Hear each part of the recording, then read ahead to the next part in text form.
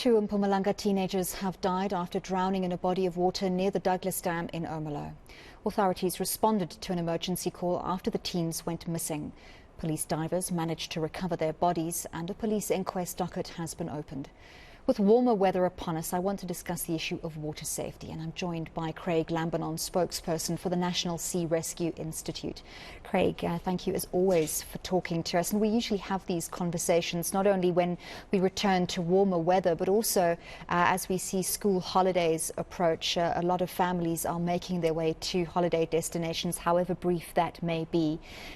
Can you tell us what are some of the key safety issues that families should be looking at? What the trends say about where the most risk is located? Thank you, Annie. Yes, this has been an incredibly tragic incident near to at Ermelo in that body of water near to the Douglas Dam. And obviously our condolences go out to the families. Sadly, we've had 7 fatalities over the past 8 days. So it is again heightening the awareness around safety around water. NSRI are looking forward to welcoming the public to our NSRI stations around the country tomorrow, the 1st of October. It's open day. We welcome the public to join us at any of our 50 NSRI rescue stations around the country. It's an open day. They can come in, chat to the volunteers. We're showcasing our resources and our stations, and obviously showcasing our over 1,000 volunteers that we have that look after our waters around the coast and on inland waterways. We are appealing to the public to have a safety conscious mindset around water. Again, we are appealing to boaters, paddlers and sailboarders, sailors to make sure that they download and use the NSRI RSA Safe Tracks app. It's a free app for your cell phone, for your smartphone. Once you turn it on and log your a trip that you're going on, we can immediately see on a computer screen exactly where you are. It takes the search out of search and rescue. If you get into difficulty, bathers going down to the beach, we're appealing to the public to go and swim at beaches where and when lifeguards are on duty. Don't venture too deep into the water, and make sure that you're aware of the rip currents, the 2 high tides per day, as well as the 2 low tides per day, and during spring tide, which happens twice a month at full moon and new moon.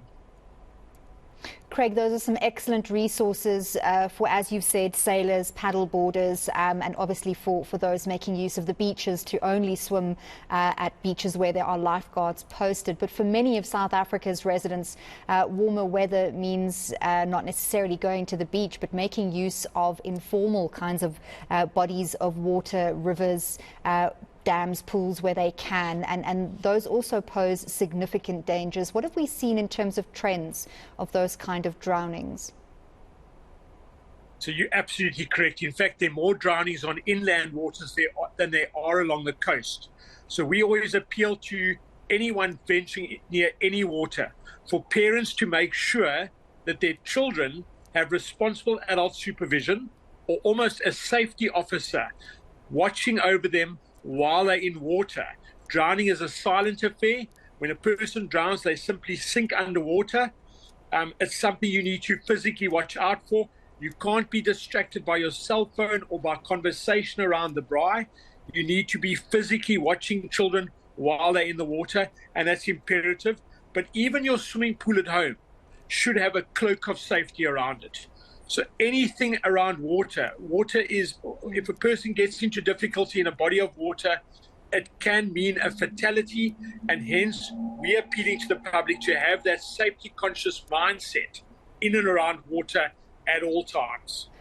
Craig, unfortunately, the reality for many South Africans is that when children are on holiday, parents aren't necessarily on holiday with them. So while parents are at work, many children are unsupervised. While that's not ideal, that's the reality for many families in South Africa who don't have the luxury of off time just because children are not at school at the moment. So what message can parents give to their children to give them that sense of responsibility, not necessarily for each other, because no child should ever have to take responsibility for the life of another child, but just to put some sense of not fear, but of awareness of water and the danger that it holds into children?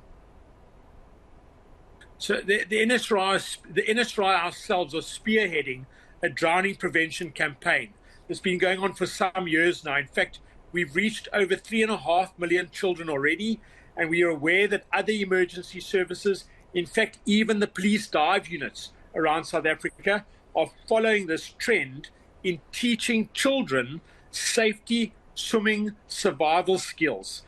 And the idea behind it is to eventually have a nation, if we can keep this up and keep up the effort that we're putting into this, eventually have a nation of people who can survive in water in an emergency. And hopefully that goes further to everybody being able to swim. But it's not only survival swimming that we're teaching bystander CPR, we're teaching how to recognize a rip current, we're teaching how to intervene in throw a floating object to a person who's in difficulty in the water, rather than jumping in yourself and maybe getting into difficulty yourself.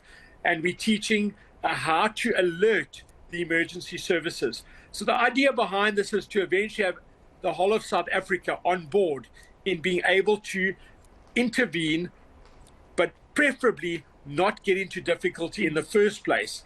And we're encouraging everybody to get on board this with us. One of the things the NSRI has done around the coastline, and it's just another drowning prevention effort, we've posted pink rescue buoys. Pink because that's most visible in seawater. Pink rescue buoys around the coastline, predominantly at beaches where there aren't lifeguards on duty, but we know people still go and swim there. And the idea behind that is if you see someone in difficulty, throw the pink buoy at that person, that they can grab a hold of a floating object and then survive until the NSRI get there. The NSRI's emergency number, national 112, which is the national emergency number, or you can call us, our emergency operations center, which is manned 24 hours a day, 087 094 9774. The speed of calling in an emergency is imperative. When we get that emergency call, all emergency services, not only the NSRI, but all emergency services that respond to a water-related emergency are activated immediately.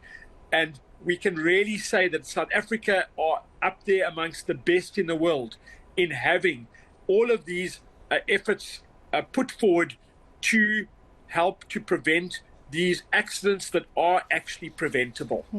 Craig, and thank you for the resources that you make available. We know that you're reliant on donations, so please remember to keep the NSRI in your thoughts and in your budgets as they put people all across the country, both coastal and inland, to attend to emergencies. That number again, 087 089 9774. Save it in your smartphone. You hope you won't need it, but when you do need it, it'll be there. Thank you.